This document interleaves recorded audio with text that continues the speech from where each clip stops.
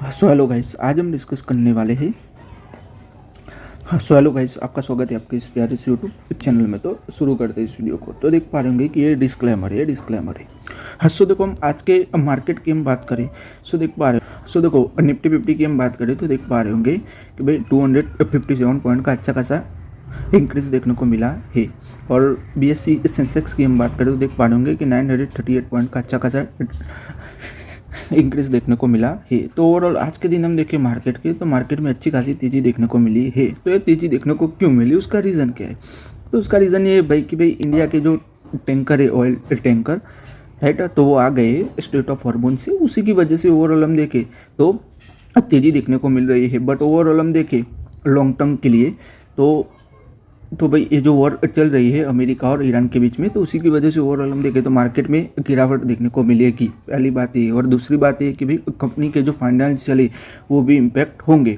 उसका रीज़न क्या है कि भाई कंपनी के जो Q4 के जो रिजल्ट्स है तो वो इम्पैक्ट होंगे। तो ओवरऑल हम देखें तो ये वाले क्वार्टर में जो सभी कंपनियों के जो फाइनेंशियल स्टेटमेंट्स है, यानी कि ओवरऑल हम देखें फाइनेंशियल इम्पैक्ट देखने को मिलेगा। क्योंकि ये जो वॉर चल रही है तो सभी इंडस्ट्री पर बहुत बड़ा असर देखने को मिलेगा। और फिर हम बात करें इंडिया की रिटेल इन्फ्लेशन की, तो देख पा रहे होंगे कि भाई फरवरी 2026 की बात करें तो देख पा रहे होंगे कि 3.21% रही है। सो ओवरऑल हम देखें कि भाई जनवरी 2026 से कंपेयर करने जाए तो अच्छी खासी इंक्रीज देखने को मिली है इन्फ्लेशन में हम देखें तो। सो देख पा रहे होंगे कि भाई जनवरी 2026 में देखें तो देख पा रहे होंगे 2.74% की थी इन्फ्लेशन। सो ओवरऑल हम देखें तो इन्फ्लेशन में बहुत बढ़िया हम देखें तो इंक्रीज देखने को मिल रहा है। उसका रीज़न क्या है? तो उसका रीज़न ये है भाई कि भाई देखो, जो प्राइस बढ़ रहे हैं, जो वॉर हुई है उसी की वजह से, और जो प्राइस बढ़ रहे हैं तो उसी की वजह से देखने को मिल रहा है। और दूसरी बात ये भाई कि ये जो ओवरऑल हम देखें भाई जो इन्फ्लेशन का जो डेटा आया है भाई कि भी जो RBI है वो रेट कट करेगी या नहीं करेगी, तो वो डिपेंड करता है RBI पर। बट ओवरऑल हम देखें तो RBI रेट कट करेगी ऐसा लग रहा है। क्योंकि देखो, अगर गवर्नमेंट को स्टिमुलस पैकेज तो देना ही होगा कंपनियों को। उसका रीज़न क्या है भाई कि देखो, ये जो वॉर हुई है उसके ओवरऑल हम देखें तो इंडिया की जो सभी कंपनियां हैं तो उस पर बहुत बड़ा इम्पैक्ट देखने को मिला है, नेगेटिव इम्पैक्ट, राइट। तो उसी की वजह से ओवरऑल हम देखें कि भाई RBI रेट कट करेगी। और ऐसा लग रहा है कि भाई गवर्नमेंट स्टिमुलस पैकेज आता है तो वो भी अनाउंस करेगी। तो उसी के लिए ओवरऑल हम देखें तो ऐसा लग रहा है। फिर हम बात करें हिंडाल्को की, तो आप लोग देख पा रहे होंगे भी हिंडाल्को की उनका जो प्रोडक्शन था, राइट, एल्यूमिनियम का प्रोडक्ट का, तो उन्होंने स्टॉप कर दिया है। क्यों स्टॉप किया है? उसका रीज़न क्या है कि भाई अमेरिका और ईरान के बीच में जो वॉर चल रही है उसी के लिए उन्होंने उनके जो रॉ मटेरियल्स आते हैं उसकी सप्लाई है वो स्टॉप हो गई है। तो उसी की वजह से ओवरऑल देखें तो उन्होंने अपना जो प्रोडक्शन है वो स्टॉप कर दिया है। तो आप लोग देख पा रहे होंगे कि भाई बड़ी बड़ी जो कंपनियाँ हैं उन पर भी इम्पैक्ट देखने को मिल रहा है इस वॉर से ओवरऑल हम देखें तो।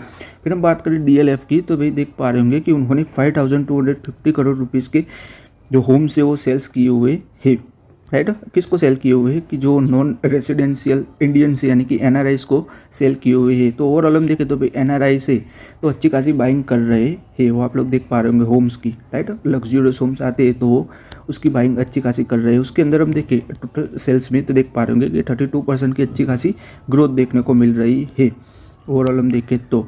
फिर हम बात करें कि भाई हम बात करें कि भाई BSE पर जो लिस्टेड कंपनियां हैं तो उसके मार्केट कैप में ओवरऑल हम देखें कि भाई मार्केट कितना गिरा है मार्च 2026 तक हम देखें तो देख पा रहे होंगे कि 34 लाख करोड़ रुपीस तक का मार्केट है वो ओवरऑल हम देखें तो गिरा हुआ है। यानी कि इतनी मनी है वो वाइप आउट हो गई है मार्केट से ओवरऑल हम देखें तो। कि भाई जो टॉप 10 जो कंपनियां हैं तो उसके वैल्यूएशन में बहुत बड़ी गिरावट देखने को मिली। यानी कि ओवरऑल हम देखें तो बहुत बढ़िया मार्केट में गिरावट देखने को मिल रही है ओवरऑल हम देखें तो।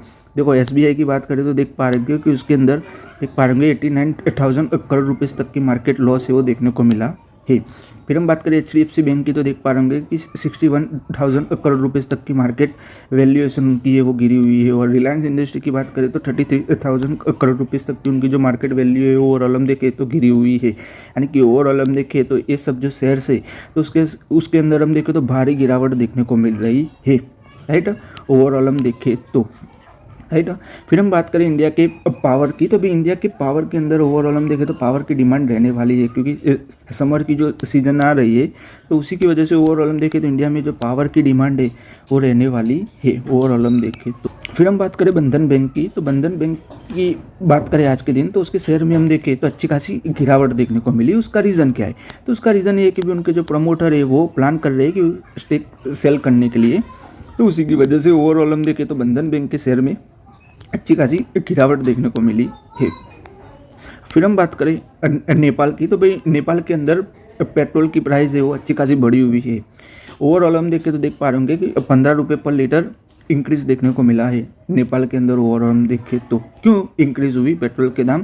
तो उसका रीज़न ये है भाई कि भाई जो मिडिल ईस्ट में जो वॉर चल रही है उसी की वजह से पेट्रोल के दाम में अच्छी खासी इंक्रीज देखने को मिल रही है, यानी कि पेट्रोल के दाम में बढ़ोतरी देखने को मिल रही है।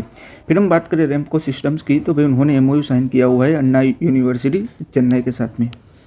फिर हम बात करें महिंद्रा EPC की, इरिगेशन की, तो देख पा रहे होंगे कि उनको अच्छा खासा ऑर्डर मिला हुआ है। तो देख पा रहे होंगे कि 18 करोड़ रुपीज़ का उनको ऑर्डर मिला हुआ है, माइक्रो इरिगेशन कॉन्ट्रैक्ट है उनको मिला हुआ है।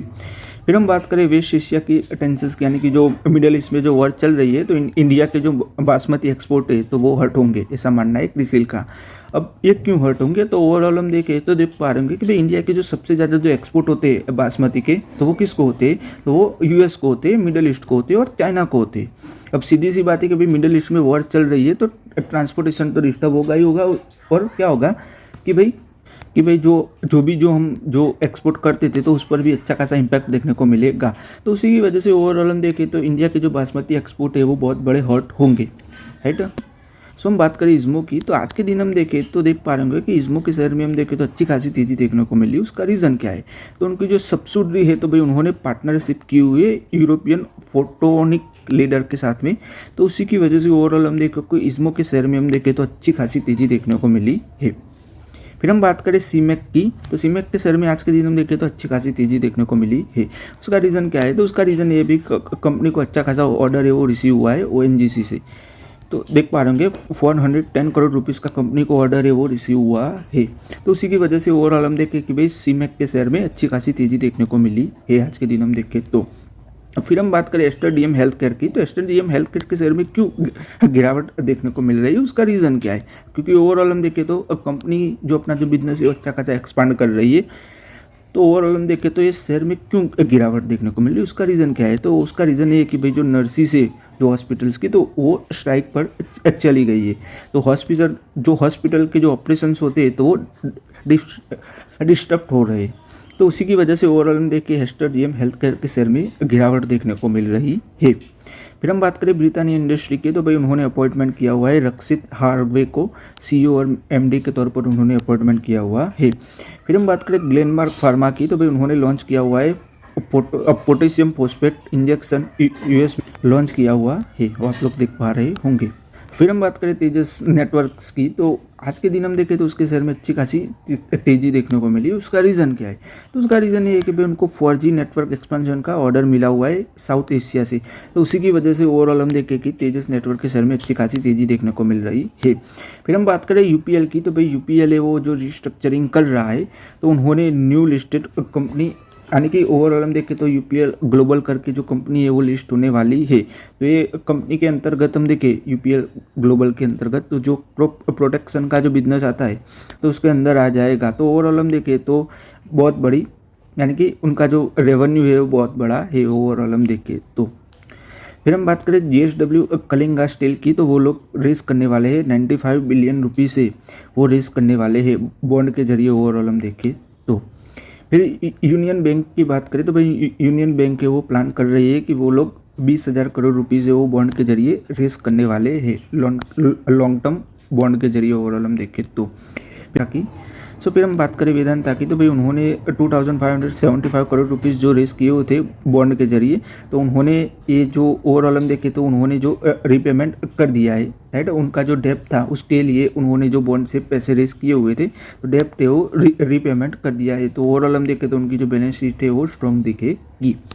सो आज के इस वीडियो में गाइस हम यहीं तक रखते हैं। अगर आपको ये वीडियो अच्छा लगा तो लाइक कर दीजिएगा, शेयर कर दीजिएगा और चैनल को सब्सक्राइब कर दीजिएगा। धन्यवाद वीडियो देखने के लिए।